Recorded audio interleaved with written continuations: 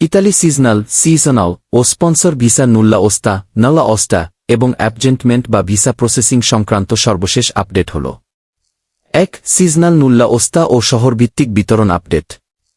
প্রিফেকচুরের কার্যক্রম।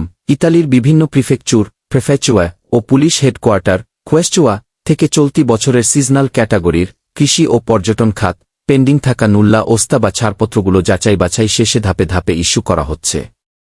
শহরভেদে ভিন্নতা। Rome, Milan, Napoli কিংবা ভেরোনা সহ বিভিন্ন বড় ও মাঝারি শহরের প্রিফেকচুরে ফাইলের কাজের গতির ওপর ভিত্তি করে নুল্লা ওস্তা হাতে পাওয়ার সময় কিছুটা তারতম্য হচ্ছে। তবে যেসব আবেদন সঠিক ও ত্রুটিমুক্ত ছিল সেগুলোর ফলাফল আসার প্রক্রিয়া চলমান রয়েছে। 2. অ্যাপজেন্টমেন্ট ও ভিসা সাবমিশন ভেভেস গ্লোবাল। নুল্লা ওস্তা পাওয়ার পরের ধাপ।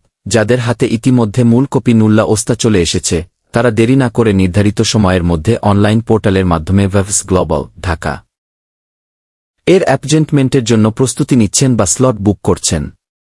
সঠিক কাগজপত্রের গুরুত্ব। অ্যাপজেন্টমেন্টের দিনে নুল্লা ওস্তার মূল কপি, পাসপোর্ট, ছবি, কাজের চুক্তিপত্র এবং অন্যান্য প্রয়োজনীয় কাগজপত্র সঠিক নিয়ম অনুযায়ী সাবমিট করতে হয়।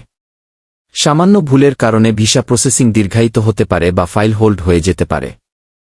3. 2024-2026 এর ধারাবাহিক প্রক্রিয়া ও সতর্কতা।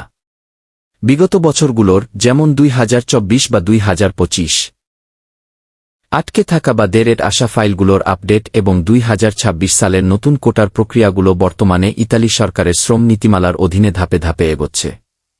সিজনাল ভিসা সাধারণত নির্দিষ্ট সময়ের যেমন 9 মাস জন্য হয়ে থাকে, তাই নুল্লা ওস্তা হাতে পাওয়ার পর দ্রুত ভিসা প্রসেস সম্পন্ন করে নির্দিষ্ট সময়ের মধ্যে ইতালি প্রবেশ করার নিয়ম কঠোরভাবে মানতে হয়। নুল্লা ওস্তা হাতে পাওয়ার পর ভেভস অ্যাপজেন্টমেন্ট বা ডকুমেন্টস রেডি করার বিষয়ে কি আপনার সুনির্দিষ্ট কোনো সহযোগিতা প্রয়োজন?